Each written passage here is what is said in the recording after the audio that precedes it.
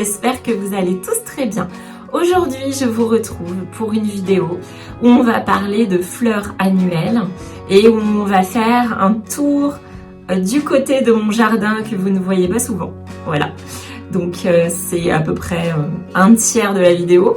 Je vous ai fait faire un petit tour car je trouvais ça très joli avec toutes les fleurs qui sont en train de sortir sur le côté. Donc voilà. Et alors, le sujet principal de cette vidéo, c'est le pot de fleurs annuelles que vous allez pouvoir garder jusqu'aux premières gelées en fait, bon, jusqu'en octobre à peu près, et qui va vous durer tout l'été. Donc là, j'ai pris des fleurs annuelles de l'horticulteur local qui sont incroyables, sublimes, que vous n'avez pas encore vues. J'ai trouvé des fleurs, alors c'est des Supertunia, je crois. Alors ça c'est magnifique. J'en avais encore pas trouvé. Et Supertunia Vista, c'est des fleurs sublimes. Et c'est comme un pétunia mais petit. Et j'avais déjà les Calibrachoa qui ressemblent un peu aussi à des pétunias minuscules, mais là c'est vraiment la forme exacte. Enfin vous allez voir, c'est magnifique. Donc ce pot, ça va vous permettre de garder, si vous prenez exemple, ça vous permet de garder les fleurs très très longtemps. Ensuite, de quoi je voulais vous parler? Je voulais vous parler évidemment, comme d'habitude, de plein de choses. Les roses sont en train de sortir. Donc j'ai un premier, parce que j'ai beaucoup de rosiers David Austin. Je suis collectionneuse, on peut dire, de David Austin. Et donc j'ai un grimpant qui est juste là devant d'ailleurs, que je vous montrerai en entier quand tout sera sorti. Mais là, il y a la première rose, donc la première rose Austin à sortir. C'est Gertrude Jekyll, qui est un rosier, le rosier Austin peut-être, qui est censé sentir le meilleur, qui a le meilleur parfum de chez Austin, qui sent vraiment la rose, moi je trouve la rose ancienne, vraiment qui sent très très bon, qui est une fleur avec plein de pétales, vous allez voir, et je vais vous la montrer là. Et ensuite, j'ai aussi Lady of Shalott, qui est en train de sortir aussi de David Austin. Mais la première rose à sortir, c'était Madame Alfred Carrière. Madame Alfred Carrière, qui est toujours, chaque année, la première rose à sortir. Et souvent, les premiers à sortir, ce sont les grimpants d'ailleurs. Hein. Ensuite, je vais vous montrer un petit truc, parce que j'ai toujours des petits trucs de prévu. Alors... Voilà, alors ça, ce sont les zinnias. Ça, c'est les... Cinderella Lilac. Voilà. Donc là, vous voyez comme ça a poussé. Pour vous montrer un petit peu, parce que j'ai des questions des fois sur les semis. Vous voyez là où ça en est. Là, c'est le cotylédon. Là, c'est une rangée de feuilles. Deuxième, troisième. Là, je vais les planter. Je vais clairement les planter. Là, il fait très froid. En ce moment, dans le Grand Est, il y a beaucoup de vent. Donc ça a bien freiné la pousse. Hein. Ça se voit que les petits... Parce que je les ai mis dehors. Voilà. Donc ça a bien freiné la pousse hein, quand même. Lui, c'est un peu... Il a raison. Moi aussi. Il fait froid en ce moment. Il y a vraiment un vent glacial. Mais c'est bien parce que de les mettre dehors... éventuellement avec un peu de froid, tout ça, pas trop d'un coup. Hein. Faut prendre son temps. Ça les acclimate, donc après ça les rend plus forts, ça les endurcit. Donc c'est bien d'abord, avant de les planter, ne les gardez pas, voilà, c'est ça surtout. Ne les gardez pas à l'intérieur à 20 degrés ou 19 et d'un coup, pouf, vous les plantez dans la terre du jardin alors qu'il fait beaucoup plus froid. Surtout, oui. Alors, ça dépend parce que les cosmos résistent un peu plus. Mais alors, les zinnias détestent ça. Alors, elles vont se jaunir, se recroqueviller. Elles vont pas forcément mourir, mais elles vont pas aimer. Hein. Alors que là, vous y allez progressivement, petit à petit. Et petit à petit, la température baisse. Donc, moi, j'ai une serre, une mini serre bâchée, là. Donc, je les mets d'abord dans la serre. Ensuite, j'ouvre le petit rideau. Alors, elles ont un petit peu plus d'air. Et ensuite, allez, maman vous met sur la terrasse. Voilà. Et ensuite, on va les planter. Allez, c'est comme ça que ça marche. Et là, elles sont contentes. Donc voilà, alors là, bon, celle-là, elle va se... Voilà, celle-là, je vais la planter bientôt. Et les autres aussi, alors j'en ai plein. Et il y a encore la deuxième fournée qui n'est pas acclimatée. Mais celle-ci, bah, comme la température va être plus... Il n'y aura pas besoin d'acclimater aussi longtemps. Mais vous verrez qu'elles seront moins costauds du coup, parce qu'elles n'auront pas eu toutes les étapes. Voilà. Ensuite, j'ai aussi les mufliers. Les mufliers qui sont, alors le nom, qui sont d'un jaune pêche subtil, magnifique. Donc ça, les mufliers, je les ai mis par deux dans les pots et ils préfèrent être tout seuls, je pense. Mais les gars, j'ai pas non plus plein de place à vous donner. Donc vous faites avec. Je donne déjà assez comme ça. Donc voilà, alors là, je les ai pincés hier. Hier, j'ai pincé ici. Pour avoir plus de fleurs, évidemment, pour que ça se ramifie, tout ça. Donc on pince, on coupe ici. J'aurais pu couper ici, hein. J'aurais pu couper en dessous. Là, ça va, voilà. Donc, j'en ai quelques-uns. Et les autres ont grillé au soleil. J'avais des mufliers aussi classiques. Et ceux-là, je les ai vraiment oubliés. Je les avais mis derrière la fenêtre, dans un endroit où je vais jamais en fait. Il faut jamais faire ça. Et ils ont grillé. Mais donc j'en ai encore beaucoup des comme ça va, ça suffira. Ils sont très beaux ceux-là. Voilà. C'est dommage, mais personne n'arrive à la perfection, hein, on le sait. Donc voilà. Alors là, tout se passe bien. Je regarde là les Cosmos que vous connaissez. Les Cosmos se portent très bien, ils poussent très bien. Les Immortelles aussi, mais elles ont un peu froid. Là, franchement, il fait froid. Hein. Mais là, on plante quand même, ça va, c'est pas très risqué. Hein. Là, je sais que je peux planter les zinnias parce qu'elles ont été sur la terrasse longtemps, donc elles supportent bien. Et ensuite, j'ai... Ah, et ça vous montre, je sais pas si je vous le montre. Là, si, allez, j'y vais. Je vais vous montrer quand même. Oh, qu'est-ce que c'est beau. Tant de beauté. Oui, parce que je sais pas si je vous ai dit que j'ai trouvé encore un autre horticulteur local. Mais c'est tellement sublime ce que c'est tellement sublime ce que ces gens font. Il faut les soutenir. C'est mon excuse. Alors c'est magnifique. Hein. Alors là, donc c'est bégonia. Voilà. Alors j'adore les bégos. Il faut savoir, j'adore les bégos d'intérieur, les bégonias d'intérieur, toutes les sortes. J'adore les wings, les pas wings, les trucs. Oh, j'adore ça, c'est magnifique. Et là, les feuilles, en général, les feuilles font craquer. C'est pas facile. Alors, en intérieur, c'est compliqué à garder. Hein, parce que faut le taux d'humidité, ça demande de l'humidité, c'est compliqué.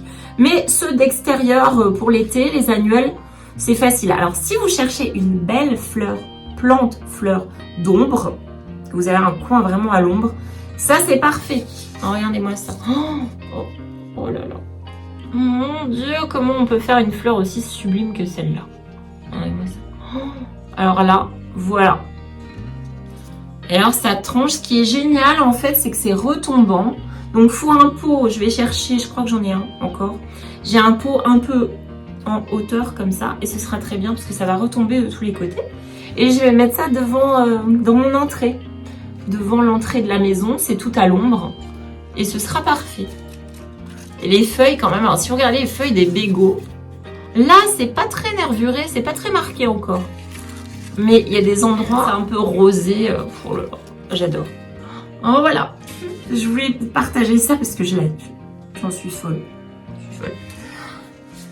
Et voilà, donc pour les plantes à l'ombre, les bégonias, voilà, vous saurez à l'extérieur. Ça c'est pour l'extérieur, à l'extérieur c'est parfait. Voilà. J'espère que tout ça vous a plu et si mes vidéos vous plaisent, n'hésitez pas à vous abonner, à liker et à me laisser un commentaire. Alors surtout, racontez-moi votre jardin, toutes vos plantes, vos fleurs, ce que vous aimez. Voilà, ça c'est toujours très intéressant, ce que vous achetez. Voilà, est-ce que vous avez planté, c'est toujours sympa. En plus, je découvre des fleurs et des plantes grâce à vous que je ne connaissais pas ou quoi, c'est super intéressant. Voilà. Donc, je vous laisse là et je vous fais des gros bisous. J'espère que ça vous plaira. Bye bye. C'est parti, on va réaliser notre joli pot pour cet été et fin de printemps, évidemment. Tout début d'automne, ça va durer très longtemps ce pot. Donc j'ai mis du voile géotextile au fond, c'est mieux pour que le terreau ne s'échappe pas trop vite, ou alors vous bouchez avec un morceau de peau cassé en terre, ça peut très bien convenir. Et là, je mets un fond de billes d'argile. Moi, je préfère les billes d'argile je n'en mets pas beaucoup, je mets un petit fond, 1 ou 2 centimètres au fond. Ça permet le drainage et que les racines ne pourrissent pas trop. Et voilà la julienne des dames, je vous l'ai mis parce que là, elle est juste en train de fleurir. Et c'était un débat, donc je ne savais plus laquelle c'était, vous m'avez aidé, merci. Et voilà le terreau universel que je mets d'abord dans le pot. Parce qu'il faut savoir que là, comme c'est un gros pot, hein, c'est 44 centimètres. Du coup, au fond, j'ai mis un terreau vraiment de base pourri qui traînait vraiment pour remplir. Parce qu'il n'y a pas besoin que toute la hauteur soit avec du terreau de qualité. Faut économiser. Au fond, j'ai mis quelque chose de très pauvre, voilà, que j'avais et que je devais finir. Donc le terreau universel, c'est très bien. Ensuite, pour plus de nutrition, j'ai mis le spécial géranium et du compost mélangé avec. C'est mieux. Voilà, mon premier géranium qui s'ouvre, c'est ceux que j'ai hivernés et que je viens de sortir, ça y est. Et ensuite, on va choisir les fleurs qu'on met dans ce pot. Donc je prends des annuelles, donc des géraniums. Alors ça, c'est un géranium très particulier qui est magnifique. Je n'en avais jamais vu. Il est comme ça. Il est vraiment... les feuilles sont en forme d'étoile.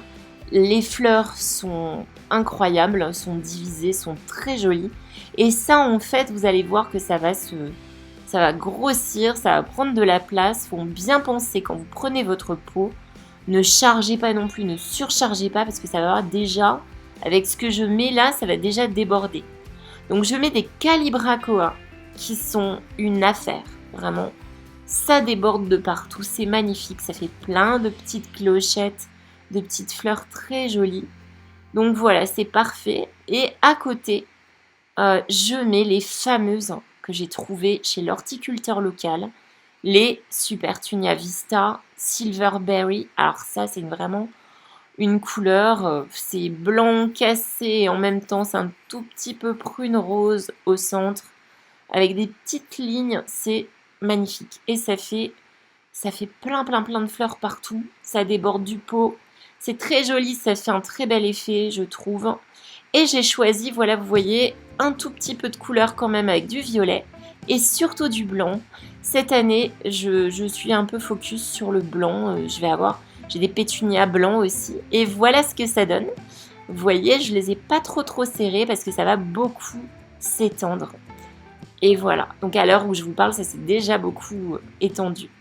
Alors voilà ce pot, j'ai vraiment craqué car il n'était pas cher du tout. Et la couleur est verte, incroyable. Voilà, vous voyez ces fleurs de géranium quand elles sont tellement originales. Je trouvais vraiment, j'en ai absolument jamais vu des comme ça. Voilà. Chez les horticulteurs locaux, vous pouvez trouver des pépites, hein, c'est ce que je vous ai déjà dit. Et là, on arrose copieusement. Alors, il faut savoir, donc, au fond, j'ai mis des billes d'argile pour le drainage. Parce que c'est des fleurs, surtout les Calibrachoa, les genres de pétunia, ça aime bien sécher. Donc là, on arrose beaucoup. Et ensuite, on n'arrose pas pendant longtemps. 1 semaine au moins. Et Sakura vous fait un petit coucou car elle a trouvé une technique imparable. Elle s'est mis le sac de déchets verts dessus comme couverture dans son petit carton. Voilà, elle est ravie. Oh, va comprendre. Alors, je vous amène du côté ouest de mon jardin, tout autour de la maison. Et ça, ce sont les hélianthèmes. Quand je les ai vus, c'est comme ça que j'ai eu l'idée de vous faire un petit tour de ce qui commence à fleurir. Je vous montre jamais ce coin-là. Hein. Oui, quasiment jamais. Parce que c'est mon coin où il y a énormément de rosiers. Donc ils ne sont pas encore sortis, ils sont en train de sortir. Et je vous garde la surprise. Alors ça, ce sont les sauges Caradonna. Je suis fan, vous allez voir. Et je vous ai fait comme ça. Alors il n'y a pas tout, hein, parce que là, je fais un tour vite fait. Donc les Purple Lodge, c'est un de mes rosiers préférés. Et le préféré d'entre tous, Émilie Brontë de David Austin. Mais là, dites-vous qu'il y a encore 5 ou 6 rosiers que je ne vous montre pas en images incrustées. Parce que là, c'était juste pas possible, vu que j'ai tourné assez vite quand même. Il y a le Roald Dahl aussi de David Austin. Qui, si vous aimez les rosiers jaune-orangé, il est très très beau. Il fleurit tout le temps. Il ne s'arrête jamais. Il fait même pas de pause celui-là. même en août, il fleurit tout le temps. Alors là, j'ai des alchémies, encore des iris qui ne sont pas sortis. Les Stachys byzantina qui sont un de mes incontournables. Ça fait des fleurs violettes comme la lavande et ça attire les pollinisateurs. Et le feuillage argenté, c'est mon dada, j'adore ça. Et là, Lady Garner de David Austin qui a une odeur fruitée exceptionnelle et qui a des couleurs et des formes magnifiques.